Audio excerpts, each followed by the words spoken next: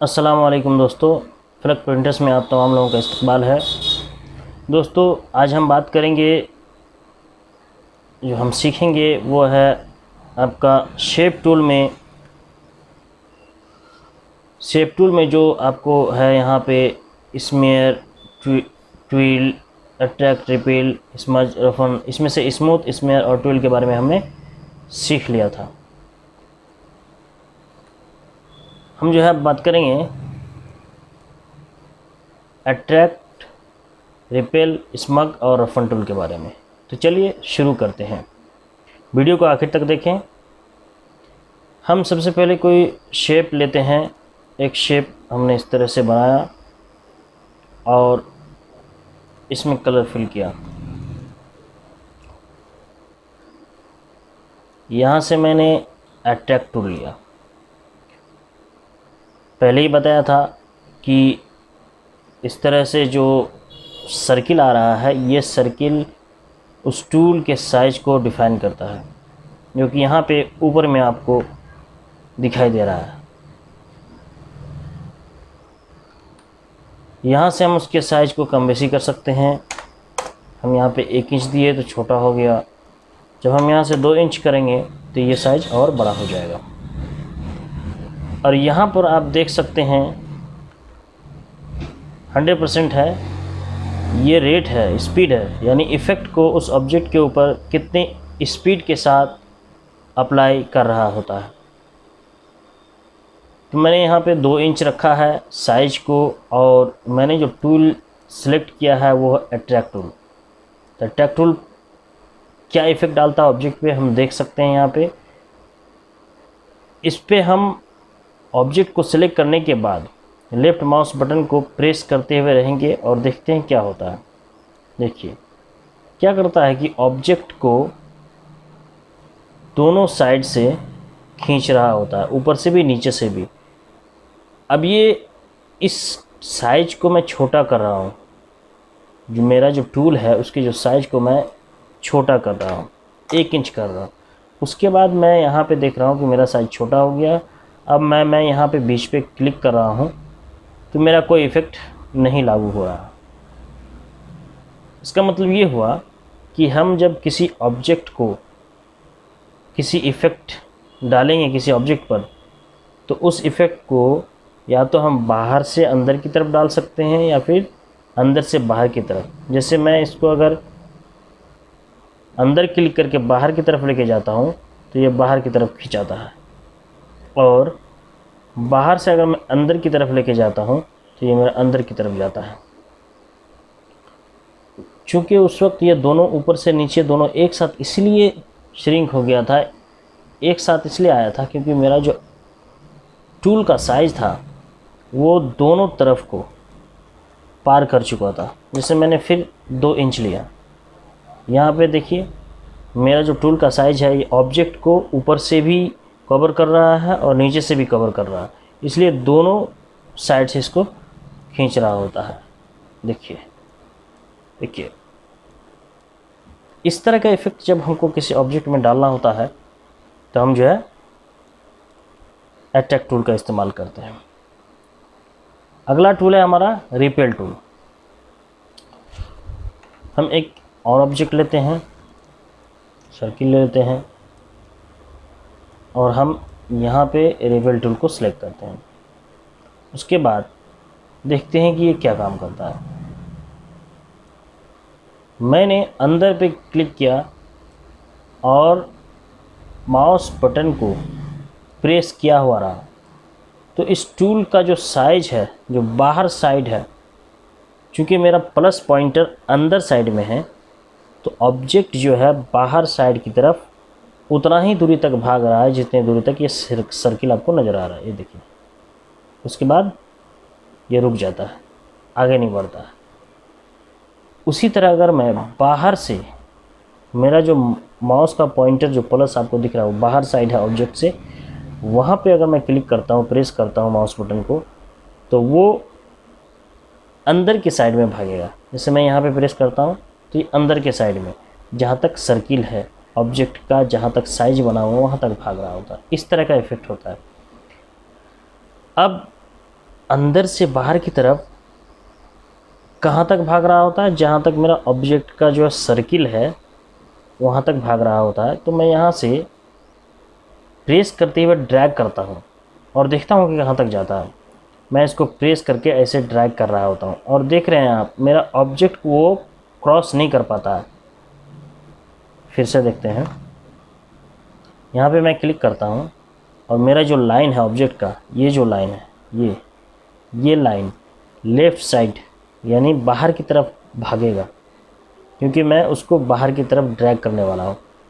और मेरा जो सर्किल का एरिया है वहाँ तक पहुँचने नहीं दूंगा, मैं उसको ड्रैग करता रहूँगा। तो कहाँ तक जाता है मैं देखता हूँ। यानी आप इसको यहाँ से ड्रैग कर रहे हैं, देखिए मैं इसको पहुँचने नहीं दे रहा हूँ, मैं इसको भगा रहा हूँ। तो ये जहाँ तक आप लेके जाएंगे जाएगा, और जहाँ आप छोड़ देंगे वहाँ तक वो ख़त्म हो जाएगा। तो किसी ऑब्जेक्ट में जब हमें इस तरह का इफ़ेक्ट डालना हो या फिर किसी लाइन में इफ़ेक्ट डालना हो, तो हम जो है इस टूल का सेलेक्ट कर सकते हैं और इससे काम कर सकते हैं। जैसे यहाँ से मैं इसको लाइन के इधर कर रहा हूँ तो उस साइड जा रहा है, और लाइन के उस पार कर रहा हूँ तो नीचे तरफ आ रहा है। ये चीज़ गौर करने वाली है। मैं लाइन के इधर करके उसको लेके जा सकता हूँ जहाँ तक लेके जाना हो, और ये करना है कि मेरा उस टच को जो ही टच करेगा उस लाइन को तो वहाँ पे ख़त्म हो जाएगा। इस तरह का इफ़ेक्ट मैं डाल सकता हूँ। जैसे ये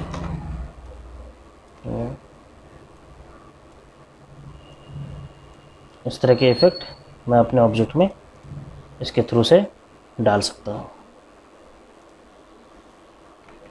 अब अगला टूल है मेरा स्मज टूल। देखते हैं कि स्मज टूल से हमारे ऑब्जेक्ट में क्या फ़र्क पड़ता है। हम कोई ऑब्जेक्ट ड्रॉ करते हैं। सबसे पहले ये हमने ऑब्जेक्ट ड्रॉ किया, अब स्मज टूल को सिलेक्ट किया। देखिए स्मज टूल का जो साइज़ है बहुत छोटा है, 0.25 इंच का है। मैं इसे 1 इंच का करता हूँ और इसको मैं अंदर प्रेस करके बाहर की तरफ खींच रहा हूँ, अंदर प्रेस करके बाहर की तरफ खींच रहा हूँ। देखिए किस तरह का इफेक्ट डाल रहा है। लाइन को पकड़ के हमको खींचना है, ऑब्जेक्ट का जो लाइन है वहाँ से हमको अंदर की तरफ लेके जाना है, या फिर बाहर से अंदर की तरफ लेके जाना है। इस तरह के इफेक्ट हम अपने ऑब्जेक्ट में डाल सकते हैं। यहाँ पे देख सकते हैं इसका 90 डिग्री दिया हुआ है। यहाँ पे मैं अगर 45 डिग्री देता हूँ तो मेरा जो टूल है उसका जो एंगल यहाँ पे बदल रहा है। और 90 डिग्री में था, अब यहाँ पे मेरा टूल 45 डिग्री में, और इस तरह का इफेक्ट मेरा डाल रहा होता है।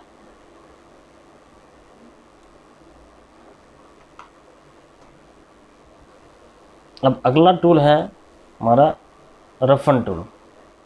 देखते हैं कि रफन टूल क्या काम करता है। 1 इंच का मेरा साइज है। मैं यहाँ पे क्लिक करके ड्रैग करता हूँ तो इस तरह होता है, सिर्फ क्लिक करता हूँ तो इस तरह होता है।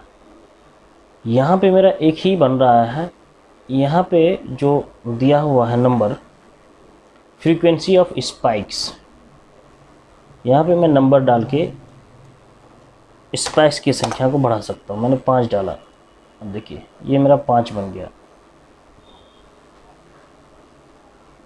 यहाँ पे अगर मुझे मान के चलिए कि 2 की ज़रूरत है, 10 की ज़रूरत है, 20 की ज़रूरत है, जितने की ज़रूरत है मैं यहाँ पे कर सकता हूँ, और जो है उस पर ये इस तरह के इफ़ेक्ट डाल सकता हूँ।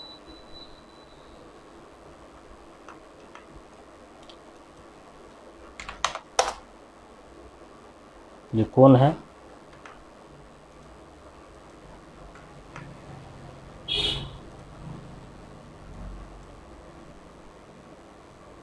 90 डिग्री में घुमा हुआ है, इसलिए पता नहीं चल पा रहा है।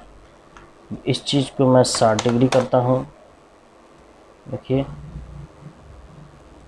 25 डिग्री करता हूँ, ठीक है।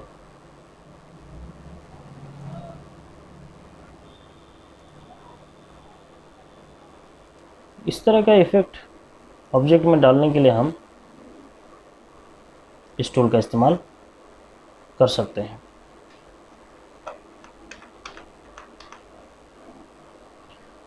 मान के चलिए मेरे पास एक ऑब्जेक्ट है, मैंने ये ऑब्जेक्ट बनाया,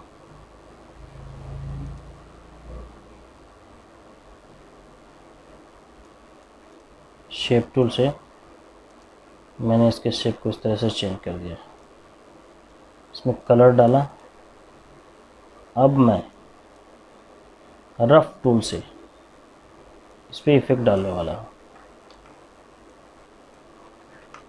यहाँ पे मैं 40 डिग्री लेता हूँ, इस तरह का इफेक्ट डालने वाला हूँ। पूरे ऑब्जेक्ट में मेरा इस तरह का इफेक्ट आ जाएगा, ठीक है। इस तरह का मैं एक और ऑब्जेक्ट लेता हूँ, ये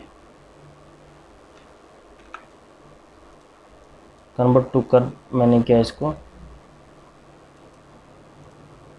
और यहाँ पे एक नोड लिया और इस नोड को डिलीट कर दिया, और इसको मैं इस तरह से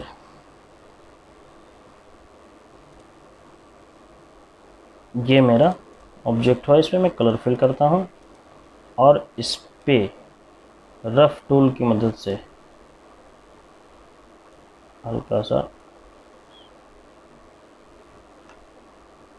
इसके साइज को मैं थोड़ा, इसके संख्या को थोड़ा सा मैं कम कर देता हूँ और साइज को मैं 2 इंच करता हूँ, जिसमें थोड़ा बड़ा बड़ा आएगा। ये कुछ ज़्यादा ही बड़ा हो गया, मैं 1 इंच ही कर रहा हूँ।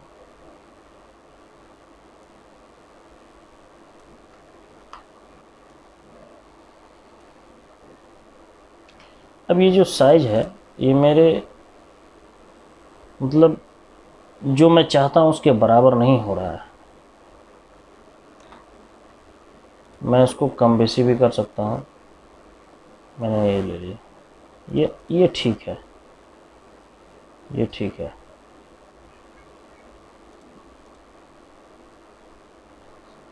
अब यहाँ पे मेरे जो नोड बन गया है, देखिए यहाँ पे एक एक्स्ट्रा नोड बना है, यहाँ पे एक्स्ट्रा नोड बना है, एक्स्ट्रा करके बना, लेकिन ये सब सीधा बना है। तो हम जो है इसके नोड्स को जो है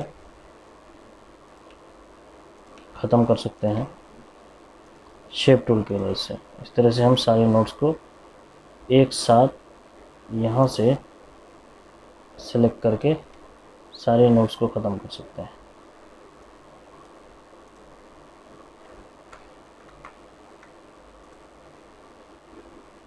यहाँ पे कुछ ज़्यादा नोट्स हो गए हैं,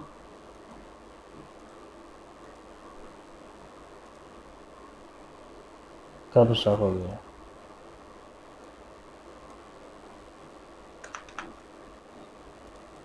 इस तरह से ऑब्जेक्ट में हम इफेक्ट डाल सकते हैं।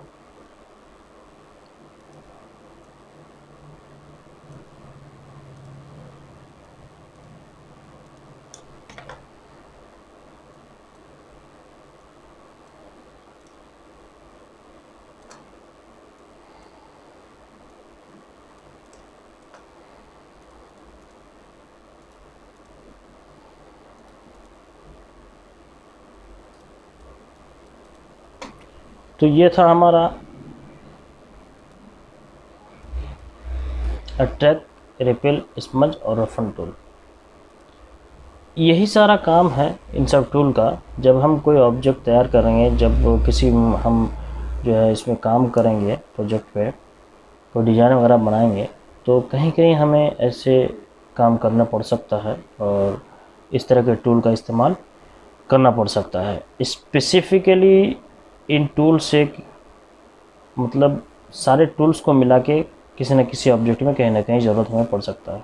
अगर आपको ये वीडियो अच्छा लगा और पसंद आया तो लाइक और शेयर करें, हमारे चैनल को सब्सक्राइब भी करें। साथ ही किसी तरह की कोई बात हो, कोई कमेंट हो तो कमेंट बॉक्स में ज़रूर लिखें। अस्सलाम वालेकुम।